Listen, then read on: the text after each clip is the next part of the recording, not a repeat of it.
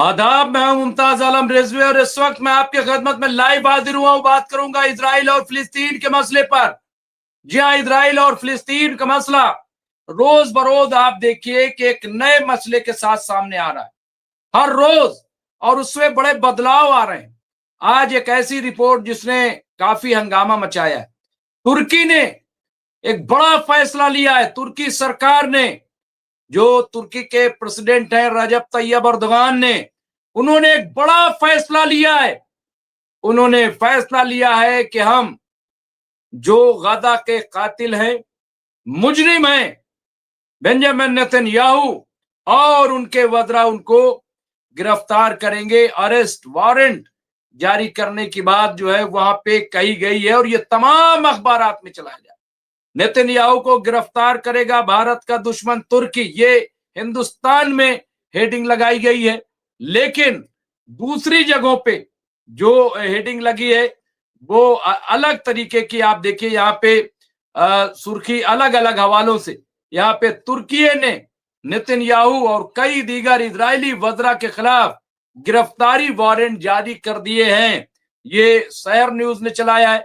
इसी तरीके से मिडिल ईस्ट मॉनिटर उसकी तरफ से चलाया गया है। तो आज ये अपने आप में एक बड़ी खबर के तौर पे देखा गया है और बड़ी बड़ी अहम खबर इसको माना जा रहा है। यहाँ पे आप देखिए कि इत्तलात के मुताबिक तुर्की ने गाजा में हजारों फिलिस्तीनियों की नस्लकुशी के इल्जाम में इजरायली वजीर आजम बेंजामिन नेतन्याहू, वजीर जंग इजराइल कोट्स, अंदरूनी सलामती यानी होम मिनिस्टर के वजीर एतमार बिन गवीर, चीफ ऑफ स्टाफ जो हैं वो उनको, और इसके अलावा दूसरे लोगों को जो बहरिया कमांडर हैं डेविड सारा सालामा समेत 37 सीनियर फौजी और सियासी शख्सियात की गिरफ्तारी के वारंट जारी किए हैं। इन गासिब हुक्काम पर गजा में नस्लकुशी और इंसानियत के खिलाफ जराइम का इर्तिकाब करने का इल्जाम लगाया गया है। तो ये अपने आप में एक बड़ी खबर है। इस्तांबुल के चीफ पब्लिक प्रोसिक्यूटर के दफ्तर से जारी होने वाले बयान के मुताबिक ये वारंट गजा में इजरायली फौजी कार्रवाइयों के दौरान शहरियों को निशाना बनाने वाले मुनज्जम हमलों की तफसीली तहकीकात के बाद जारी किए गए हैं। वादे रहे कि मुतासरीन और ग्लोबल समूद फ्लोटिला के अरकान की तरफ से दायर की गई शिकायत के बाद तुर्की ने इस मामले में तहकीकात शुरू की थी। प्रोसिक्यूटर के दफ्तर के मुताबिक तहकीकात के दौरान जिंदा बच जाने वालों की गवाही, चश्मदीद गवाहों के बयानात और फौजी हमलों के दस्तावेजात को बैनुल अक़वामी कानूनी मेयार के साथ जांचा गया। इस्तांबुल पुलिस महकमे और तुर्की की कौमी खुफिया तंजीम MIT के ताउन के साथ ये तफ्तीश ताहाल जारी है। अभी भी उस पर गौर खौज किया जा रहा है, उसकी जांच की जा रही है। बयान में यहाँ पे कई वाकयात का हवाला दिया गया है, जिनमें 6 साला हिंद रजब का कत्ल, इसके अलावा अल अहली अरब अस्पताल पर बमबारी और तुर्क फिलिस्तीन दोस्ती अस्पताल पर किए गए हमले शामिल है।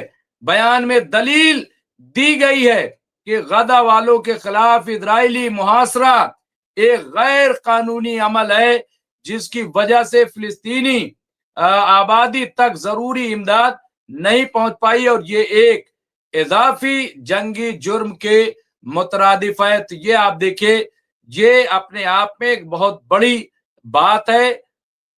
इसकी तहकीकात हुई, इसकी जांच की गई और उसके बाद तो ये फैसला लिया गया। इसके अलावा एक और बड़ी खबर, इस पे हम चर्चा करेंगे। हमारे साथ मेहमान भी जुड़ गए हैं आज, ग्रुप कैप्टन उत्तम कुमार देवनाथ जी, एडवोकेट रेशमा हनीफ साहिबा और राशिद रिजवी साहब जल्द जुड़ जाएंगे, और फिरोज बख्त साहब, लेकिन बहुत जल्द आ रहे हैं। साबिक इजरायली वजीर आजम का नेतन्याहू हुकूमत के खात्मे तक सिविल नाफरमानी का मुतालबा, ये वहां पे मुतालबा किया गया। गाजिब इजरायली साबिक वजीर आजम, यहाँ पे वजीर आजम एहूद बाराक ने नेतन्याहू हुकूमत को हदफ तनकीद बनाते हुए इस हुकूमत के खात्मे तक सिविल नाफरमानी का मुतालबा किया है।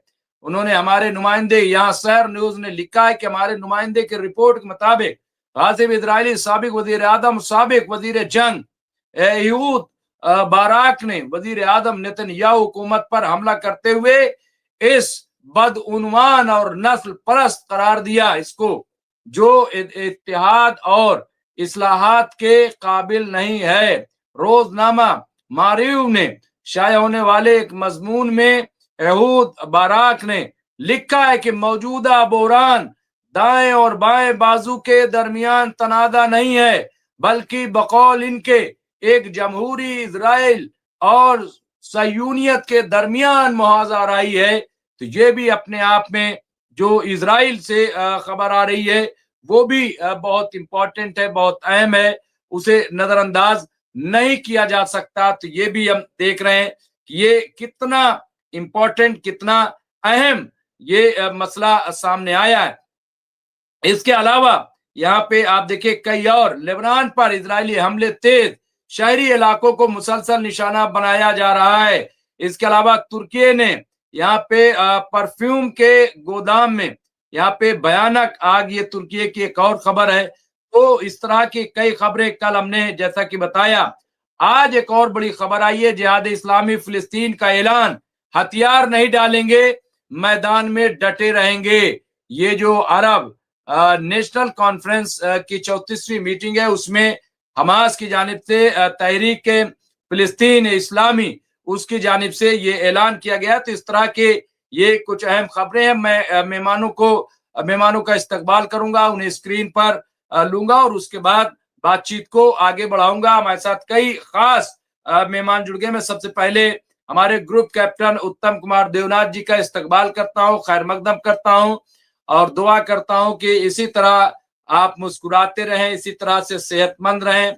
हमारे ग्रुप कैप्टन उत्तम कुमार देवनाथ जी, बहुत अच्छा लगता है आपको देख के। और हमारे ये वॉर एक्सपर्ट हैं, मिलिट्री एक्सपर्ट हैं और इसके अलावा जियो पॉलिटिक्स में आपकी बड़ी गहरी नजर है। मैं इस्तकबाल करूंगा, खैर मकदम करूंगा। इसके साथ साथ हमारे साथ जुड़ी हुई हैं एडवोकेट रेशमा हनीफ साहिबा, मैं इनका भी इस्तकबाल करता हूँ, खैर मकदम करता हूँ। और ये कि आप माहिर तालीम, माहिर कानून और इसके अलावा ह्यूमन एक्टिविस्ट भी हैं और मिडिल ईस्ट पे बड़ी अच्छी नजर रखती हैं, स्टडी करती हैं और उसके बाद अपने एक नजरिए के साथ वो बोलती हैं, तजिया करती हैं हालात का। मैं इनका भी इस्तकबाल करता हूँ, खैर मकदम करता हूँ। और मैं सबसे पहले ग्रुप कैप्टन उत्तम कुमार देवनाथ जी के पास आऊंगा, क्योंकि ये बहुत इंपॉर्टेंट बात है और मैं समझता हूं कि ये पहली बार इस तरह की खबर आई है कि जो तुर्की है वहां की जो अदालत है उसने बाकायदा ये अरेस्ट वारंट जारी किया है बेंजामिन नेतन्याहू और उनके वज़रा और कुछ अफसरान के खिलाफ। भले ही कुछ ना हो, लेकिन इसे कैसे आप देखते हैं कैप्टन साहब? ये चूंकि दुनिया में तो एक चीज फैली और ये कि साहब हर चीज की एक एक चीज की तहकीकात की गई है, जांच की गई है, उस रिपोर्ट को सामने रख करके ये फैसला सुनाया गया है। ग्रुप कैप्टन साहब। शुक्रिया डॉक्टर रिजवी। ठीक है, अच्छी खबर है, बड़ी खबर है और चाहे सिंबॉलिक हो, सतही तौर पर ही खबर है, लेकिन ठीक है। तुर्की ने देर आए दुरुस्त आए। एर्दोगान ने कहा है कि नेतन्याहू को वो वॉर क्रिमिनल समझते हैं और अगर कभी मौका मिला तो उनको अरेस्ट कर लेंगे। तो असली बात ये है कि ये तो एक थ्योरेटिकल पिक्चर है। देखिए, समझना पड़ेगा कि ये लड़ाई तो 2 साल से चल रही है। तुर्की ने इस लड़ाई के शुरुआती 1 साल में कुछ भी नहीं किया। तुर्की ने इस साल अप्रैल में पहली बार थोड़ा दबाव डालने की कोशिश की, जब उसने कहा कि वह इज़राइल के साथ अपने ट्रेड रिलेशंस को कट ऑफ कर रहा है। यानी लड़ाई के 1.5 साल के बाद उसने तुर्की ने कहा कि वो इज़राइल के साथ और व्यापार नहीं करेंगे, ना एक्सपोर्ट ना इंपोर्ट। ठीक है, बहुत ही देर से कार्रवाई हुई। अब जहां तक इंटरनेशनल कोर्ट ऑफ जस्टिस की बात है, देखिए उन्होंने तो आज से 1 साल पहले ही नेतन्याहू को वॉर क्रिमिनल जेनोसाइड के मामले में घोषित कर दिया था। साउथ अफ्रीका ने केस टेकअप किया था। तो तुर्की ने आज से 1 साल पहले ही कह देना था कि वह भी नेतन्याहू को वॉर क्रिमिनल मानते हैं। दुनिया के कई देशों ने कहा, आज भी दुनिया के कई देशों ने कहा है कि नेतन्याहू को अगर वो पाते हैं तो अरेस्ट कर लेंगे। तो तुर्की का फिलहाल ऐसा कहना कोई सिग्निफिकेंट साइकोलॉजिकली सिग्निफिकेंट है। मैं आपको बताता हूं कि एर्दोगान की दिक्कत क्या है। एर्दोगान की दिक्कत है कि वो यूरोपियन यूनियन को नाराज नहीं करना चाहते, वो नेटो को नाराज नहीं करना चाहते, एर्दोगान अमेरिका को नाराज नहीं करना चाहते। इसके बाद जब जब तुर्की में कोई इलेक्शन का माहौल आता है, चाहे लोकल बॉडीज के इलेक्शन हो या नेशनल इलेक्शन हो, बाई इलेक्शन हो, उस वक्त उनकी डोमेस्टिक मजबूरी है, वोट का मामला है, तो उनको जरा सख्ती दिखानी पड़ती है इजराइल के खिलाफ। तो हमेशा देखा गया है कि वो ऐसी सख्ती दिखाते हैं, थ्योरेटिकल सख्ती दिखाते हैं, लेकिन ठीक है, उनको भी इलेक्शन जीतना है, उनकी पार्टी को इलेक्शन जीतना है। आज की मेरे हिसाब से सबसे बड़ी खबर यह है कि लेबनान के ऊपर फिर से इजराइल दबाव डाल रहा है। क्योंकि हम सब ये उम्मीद कर रहे थे कि इजराइल लेबनान के ऊपर, हिजबुल्लाह के ऊपर ज्यादा हमले नहीं करेगा। हमले करेगा भी तो छोटे-मोटे हमले करेगा, क्योंकि दुनिया भर में जितने शांति प्रिय लोग हैं या मिलिट्री स्ट्रेटेजिस्ट भी हैं, वो चाहते हैं कि हिजबुल्लाह के साथ एक और फ्रंट फिर से ना खुल जाए। इसी तरह से हम में से जो इस युद्ध को फॉलो कर रहे हैं, हम सब चाहते हैं कि हूथी के साथ भी दोबारा एक फ्रंट ना खुल जाए, क्योंकि अगर हिजबुल्लाह शांत रहेगा, हूथी शांत रहेगा, तभी इजराइल में हमास के बीच में और इजराइल के बीच में मामला शांति की तरफ बढ़ेगा। जितने जिंदा बंधक थे, सब वापस हो गए हैं। करीबन 28 बंधक ऐसे थे जिनकी डेड बॉडीज थी। आज की तारीख में उनमें से 23 की डेड बॉडीज वापस हो चुकी हैं। 5 जो बचे हैं, उनकी डेड बॉडीज अंडरग्राउंड में, बेसमेंट में, जैसे होता है मल्टी स्टोरी घरों में कि -1, -2, -3 होता है बेसमेंट में, किसी बिल्डिंग की किसी बेसमेंट में फंसी पड़ी है। तो उनको ढूंढने में ये 5 बॉडीज में थोड़ा समय लगेगा।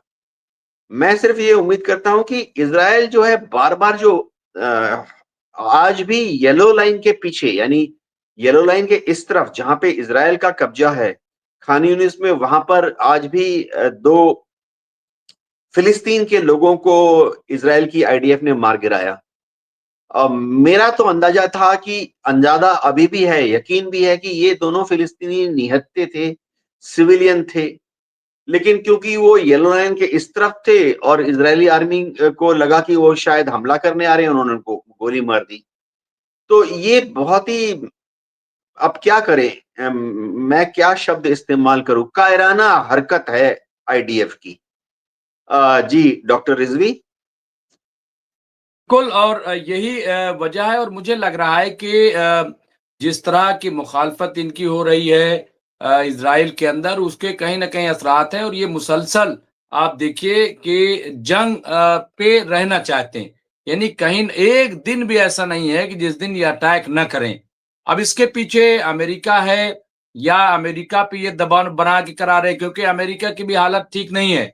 वहाँ शटडाउन जो है वो कंटिन्यू कर रहा है, वहाँ मुखालफत और रिपब्लिकन के मुसलसल जो है हार हो रही वहां पे। वो न्यूयॉर्क में हो या दूसरी जगहों पे गवर्नर्स की हार हो, या पार्टी में रिपब्लिकन पार्टी में गिरफ्त ट्रम्प की कमजोर होती जा रही हो। ये तमाम ऐसी चीजें हैं कि जो इनको मुश्किल में डाल रहे हैं, लेकिन इसके बावजूद हम देखते हैं कि वो रुक नहीं रहे। वो मुस्तकिल जो है, आप देखिए कि हमले पे हमला, यानी पूरे मिडिल ईस्ट को एक तरीके से वॉर जोन बनाने की पूरी एक कोशिश इनकी है। यानी अंदर भी मुखालफत हो रही, इजराइल के अंदर, उसको भी नहीं। अभी कल 100 जो वहां पे रिजर्विस्ट है, उनके आला अफसरान, उन सब ने लेटर लिखा और बताया कि क्या क्या सिचुएशन है। लेकिन इसके बावजूद वहां पे ये चीजें, तो ये आप सही कह रहे हैं और ये सही है, ये सिंबॉलिक है जो टर्की ने किया। मैं हमारे साथ एडवोकेट रेशमा हनीफ साहिबा जुड़ी हुई, चूंकि ह्यूमन एक्टिविस्ट भी हैं। रेशमा हनीफ साहिबा, ये जो वारंट जारी हुआ है, इससे पहले भी जारी हो चुका है, लेकिन तुर्की से ये होना कितना बड़ा मैसेज आपको लग रहा है? कैप्टन साहब ने जैसा कहा कि देर आए दुरुस्त आए, मतलब चलो कुछ तो एक कदम आगे बढ़े इस जुल्म ज्यादती के खिलाफ। तो इसको आज कैसे देख रहे हैं? हर जगह सुर्खी बनी हुई है। जी, बहुत शुक्रिया और सभी को मेरा सलाम। जी, डॉक्टर साहब, बात ये है, सही कह रहे हैं कैप्टन साहब कि देर आए दुरुस्त आए। तुर्की को अगर ऐसा करना ही था तो काफ़ी पहले भी कर चुका था और कर लेता, लेकिन नहीं किया। ट्रेड भी करा, सब करा। इज़राइल में बच्चे भूखे मरते रहे और इतने ज़ुल्म होते रहे, तुर्की ने कुछ नहीं कहा, वैसे ही बयानबाज़ी होती रही, कुछ भी नहीं किया। लेकिन अब क्योंकि कतर पे इतना ज़्यादा दबाव था कि हमास के लोगों को निकालें, यहाँ से हटाएँ, लेकिन हमास ने तो इस चीज़ का स्वागत किया है और कहा भी है, क्योंकि इन्होंने रजब तैयब जो एर्दोगान है वहाँ के राष्ट्रपति, तो उन्होंने ये कहा है कि हमास के जो लोग हैं उनको भी उन पर विश्वास है, लेकिन पता नहीं क्यों इनके ऊपर विश्वास करने में बहुत ही मतलब वो लग रहा है कि विश्वास पे ये खरे उतरेंगे कि नहीं उतरेंगे, क्योंकि ये शुरू से यही करते चले आ रहे हैं। और 37 लोगों का वारंट निकला है, मतलब कि आईसीजे जो इंटरनेशनल कोर्ट ऑफ जस्टिस है, उससे तो ये मतलब दोषी हो ही गए हैं, इंटरनेशनल क्रिमिनल कोर्ट से भी। तो इसी वजह से जो है, अब जब एक मेयर ने कह दिया, ज़ोहरान ममदानी ने, न्यूयॉर्क के जो मेयर बने हैं, उन्होंने कह दिया कि हम गिरफ्तार करेंगे। इससे पहले भी कई मुल्क कह चुके हैं कि हम भी गिरफ्तार कर लेंगे। तो अभी देखिए उसका ये असर था कि जब ये अभी वहाँ गए थे उनसे मिलने के लिए, ट्रंप से, होटल में रुके हुए थे, तो ये हवाई जहाज से जो भी रास्ते होते हैं उनसे बदल-बदल के, और यहाँ तक कि अपनी वाइफ का सामान तक छोड़ के चले गए थे, लगेज वगैरह कुछ नहीं ले गए थे, और वैसे ऐसे ही बस बगैर किसी को बताए हुए, बस अपने खास लोगों को बताया और ये गए थे, और इसी वजह से कि कहीं ऐसा ना हो कि कोई मुझे अरेस्ट कर ले। तो ये तो पहले की बात है, लेकिन हाँ, ख़ैर अब जहाँ तक तुर्की का सवाल है, तो तुर्की ने पहले तो कहता ही था, लेकिन अब करके भी दिखा दिया है कि उसमें ये है कि जो आईडीएफ के चीफ हैं, वो भी हैं, और बेंगुइर हैं, और ये नेतन्याहू तो हैं ही। उसके अलावा और भी जितने भी वॉर क्राइम करा हुआ है, जिनका ये मतलब एविडेंस दिया गया है कोर्ट में, और जो ये सिद्ध हो गया है कि हाँ, इन लोग इसमें शामिल थे, जानबूझ के इन्होंने लोगों को मारा, जेनोसाइड किया और वॉर क्राइम किया। तो इस वजह से वहाँ पे अम, रजब तैयब एर्दोगान जो हैं, उन्होंने वारंट जारी करवाया हुआ है और कहा है कि अगर नेतन्याहू या कोई भी जो 37 लोग हैं, इनमें से कोई भी अगर हमारे मुल्क में आता है तो हम ज़रूर अरेस्ट करेंगे, और क्योंकि ये पहले से ही वहाँ से दोषी हैं इंटरनेशनल कोर्ट ऑफ जस्टिस से, तो भई हम भी अरेस्ट करेंगे इनको। जी।